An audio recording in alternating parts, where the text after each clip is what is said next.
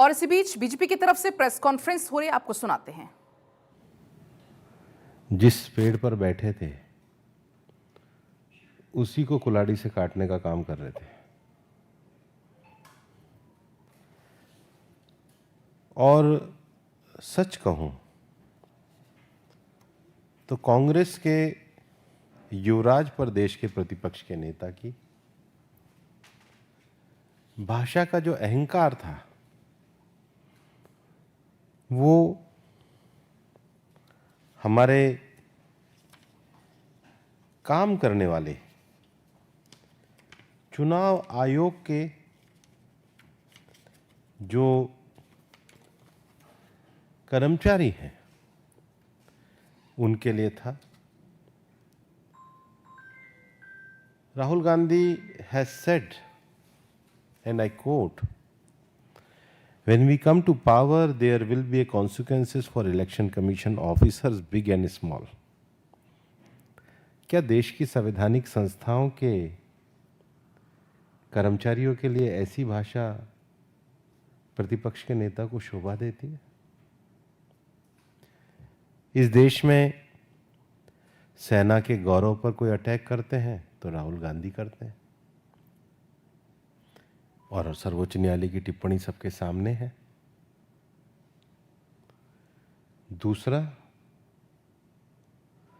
Supreme court की टिप्पणी पे कांग्रेस के नेता सुप्रीम कोर्ट को ऊंचा नीचा बोलने में नहीं चूकते। इस देश में, इस देश की आर्मी, इलेक्शन कमीशन, पार्लियामेंट, ये सब ऐसी संविधान संस्थाएं हैं जो स्वायत्त और स्वाधीन होकर के काम करती हैं, और हम सब इसके द्वारा पूरे तरीके से नियंत्रित हैं। और इसलिए कोई इंडिपेंडेंट बॉडी किसी भी पॉलिटिकल प्रोसेस को फॉलो करती है तो उस प्रोसेस को सभी लोगों को मानना चाहिए, क्योंकि चुनाव आयोग, न्यायपालिका, इनको हमने संवैधानिक दर्जा देश के संविधान में दिया, और संविधान का पालन करने वाले का कर्तव्य है कि वो संवैधानिक संस्थाओं को अहंकार वाली और धमकाने वाली भाषा का प्रयोग ना करे।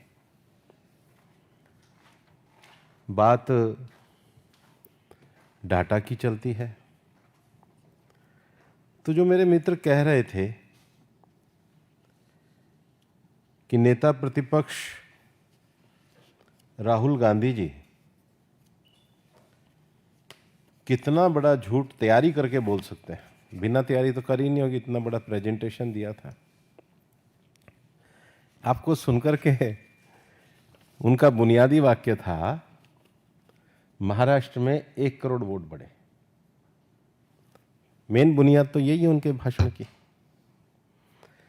इलेक्शन कमीशन ऑफ इंडिया की वेबसाइट पर है, 2024 में महाराष्ट्र विधानसभा में वोटर थे 9,71,41,289। आप लोग भी जाके देख सकते हैं। Again I will repeat, 99,71,41,289। Lok Sabha में ये हुए 9 करोड़, लोकसभा में थे 9 करोड़, लोकसभा में थे 9 करोड़ 30,61,760। तो लोकसभा और विधानसभा के बीच में 40 लाख वोट बढ़े। राहुल गांधी 1 करोड़ बता रहे, तो 60% का मार्जिन हो गया। तो क्या आगे से वो कुछ भी चीज बोले तो उसको 60% माइनस करके समझा जाए? क्योंकि 60% का मार्जिन का झूठ तो वो अपने पहले सेंटेंस में बोल रहे हैं। दूसरा, मैं मीडिया के मित्रों को कहना चाहता हूं कि वो इतना महाराष्ट्र विषय कर रहे हैं, वो अधिकतर सीटें वहां जीते हैं जहां पर वोट बढ़े हैं। उदाहरण के लिए मैं आपको कुछ सीट बताता हूं और आप भी अपने नोट कर लीजिए, और उनके अगर सहयोगी देख रहे हो तो वो भी नोट कर लें, क्योंकि जवाब तो देना पड़ेगा डेटा पे। और मैं फैक्चुअल बात कर रहा हूं, मैं कोई उनकी तरह कोई लाग लपेट की बात नहीं कर रहा। असेंबली सीट नंबर 149 मुमरा कालवा, वहां पर लोकसभा से विधानसभा में वोट इंक्रीज हुए 41,663। सीट किसने जीती? एनसीपी शिवसेना के जितेंद्र आव्हाड ने, और कितने मार्जिन से? 96,228 से। वोट बढ़े, मान लीजिए seat number 137 Bhiwandi east general seat है। वोट बढ़े 37,535। सीट किसने जीती?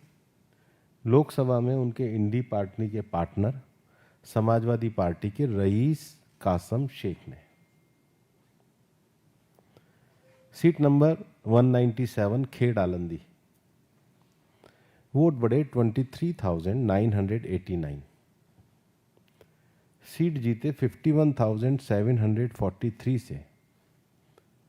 उम्मीदवार कौन जीते? बाबाजी रामचंद्र केले, शिवसेना उद्धव ठाकरे, जो उन्हीं के सहयोगी। वोट बढ़े 15,000 परभनी, सीट नंबर 96। सीट जीती उसके भी दुगने मार्जिन से 34,216। किसने जीती? शिवसेना उबाटा के डॉक्टर राहुल वेद प्रकाश पाटिल ने। वोट बढ़े 15,059। कहाँ की? MHADA general seat 245 assembly number. कौन जीते? शरद पवार की पार्टी के अभिजीत धनंजय पाटिल 30,621 से। वोट बढ़े 11,650। सीट 247 माहौल शेड्यूल कास्ट रिजर्वेशन सीट थी। जीते कौन? एनसीपी शरद पवार जी की पार्टी के खरे राजू दान्यू। जितने वोट बढ़े उसके भी ज्यादा मार्जिन से। और कांग्रेस का आप देखिए कि seat number 57 Nagpur north, 57 Nagpur उत्तर, वोट बढ़े 23,421। जीतने का मार्जिन क्या रहा? 28,467। और कौन जीते? डॉक्टर नितिन किशननाथ राउत कांग्रेस के।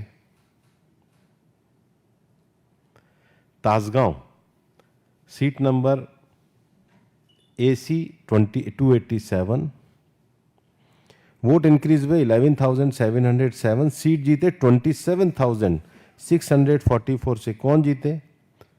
शरद पवार जी की पार्टी के रोहित सुमन आभा पाटिल। सीट नंबर 253 इन्हीं के एक सहयोगी PWPI के। सीट पे वोट बढ़े 20,995 और वोट का मार्जिन आया 25,386। डॉक्टर बाबा साहब अन्ना साहब देशमुख। ये मेरे पास उन सब सीटों की सूची है। शायद अपने गिरेबा में झांकना नहीं आता। अगर इलेक्शन कमीशन का प्रोसेस जो है उसमें वोट का एडिशन होना डिलीशन होना वो उनकी इंडिपेंडेंट एक्सरसाइज है, लेकिन जीत के मार्जिन में बढ़े हुए वोटों पे कांग्रेस का नागपुर वेस्ट वोट बढ़े 23,000। विकास पांडुरंग ठाकरे वो जीते 5,824 से। तो ये जो राहुल गांधी की जो थ्योरी है ये अपने आप में ही रिजल्ट से खत्म हो जाती है। पहली बात तो थ्योरी की बुनियाद ही गलत है, क्योंकि डेटा ही गलत है, स्टार्टिंग डेटा ही गलत है, स्टार्टिंग भी गलत है और अंत तो विनाश पे ही है, झूठ पे ही है।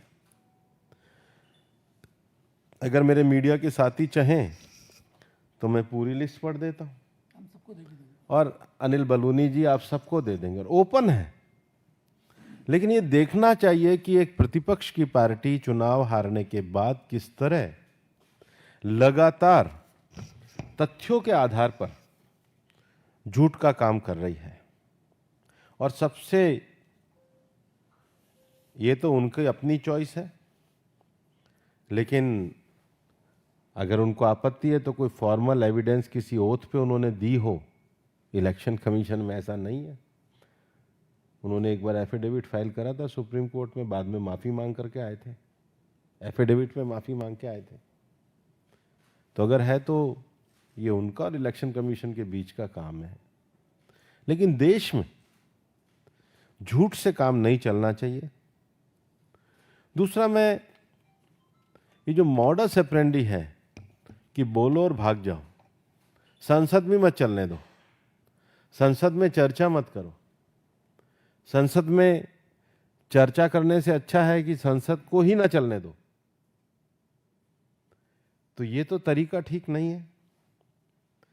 मैं आपको ये कहना चाहता हूं कि ये जितने भी टर्नआउट और जितने भी फेक न्यूज़ क्रिएट कर रहे हैं, बल्कि देश में जो इलेक्शन कमीशन के डाटा हैं, 5 बजे की एंट्री है, हम तो कहते हैं उसका भी ईमानदारी से, ईमानदारी राजनीति में बहुत बड़ी चीज होती है। ईमानदारी किसी भी राजनीतिक दल और राजनीतिक व्यक्ति की जीवन की सबसे बड़ी साख होती है। अगर आपकी बात में ही 60% का झूठ डेटा पे मिक्स हो, तो मतलब आपकी क्रेडिबिलिटी बोलने के साथ 60% कम मान के लिखी जाएगी। और इसलिए जो फेक नैरेटिव बनाने की बात करी है, वो फेक नैरेटिव अपने आप में उन्हीं के तथ्यों से पूरी तरीके से ध्वस्त हुआ है। और हमारा ये कहना रहेगा कि हमारे जो संवैधानिक संस्थान हैं, उन संवैधानिक संस्थानों को कांग्रेस पार्टी एक विशेष प्रयास करके एक परिवार के लिए सिस्टेमेटिक ढंग से फेक नैरेटिव के आधार पे उसको छोटा करने का प्रयास कर रही है। लेकिन इस देश का संविधान महान है। बाबा साहब अंबेडकर की जो दूरदृष्टि है, जिसके कारण हम भारत के संविधान के अंतर्गत, एक व्यवस्था के अंतर्गत हम कार्य करते हैं, उस संविधान की सर्वोच्चता को हम स्वीकार करते हैं। और ये झूठ के नैरेटिव अपने आप ही जनता ने 3 बार ध्वस्त करे हैं, और भविष्य में भी ऐसा होता रहेगा, क्योंकि 60% मार्जिन रखने वालों की क्रेडिबिलिटी इस समाज में रहेगी नहीं। आप लोगों को कोई प्रश्न हो तो विनीत। सर, आप राजस्थान से आते हैं। राजस्थान के पूर्व मुख्यमंत्री अशोक गहलोत, उनका साफ तौर पे कहना है कि आज भारत छोड़ो दिवस है, और ऐसे में संवैधानिक संस्थानों पर जिस तरह से दबाव जो है वो बनाया जा रहा है। राहुल गांधी ने अगर कोई संदेह अगर प्रकट किया है तो चुनाव आयोग को संदेह दूर करना चाहिए, न कि स्पष्टीकरण मांगना चाहिए, पत्र देना चाहिए। संदेह दिया या धमकी दी है? We come to power, there will be consequence for election commission officers begin। इसको संदेह कहते हैं या धमकी कहते हैं? देखिए, अशोक गहलोत जी की तो एक राज परिवार के प्रति बोलने की एक निष्ठा वाली शैली है, लेकिन अशोक गहलोत जी जैसे समझदार नेताओं को, जो इतने बुजुर्ग हो गए हैं, उनको तो समझाना चाहिए, उनको ट्यूशन देनी चाहिए कि इस तरह की भाषा का प्रयोग नहीं होता। और कहीं भी जाने की एक प्रक्रिया है भाई, उस प्रक्रिया का तो सभी लोगों को पालन करना पड़ता है, और इसलिए कोई भी प्रक्रिया से ऊपर नहीं है। और आप प्रक्रिया मानो ना मानो ये आपके ऊपर है, लेकिन ये देश तो संविधान और प्रक्रिया से चलते हैं। इस प्रक्रिया से अबोध कोई परिवार और कोई व्यक्ति नहीं हो सकता है। आप पूछ लो, फिर शैलेंद्र पूछ। पहले आप पूछ लो।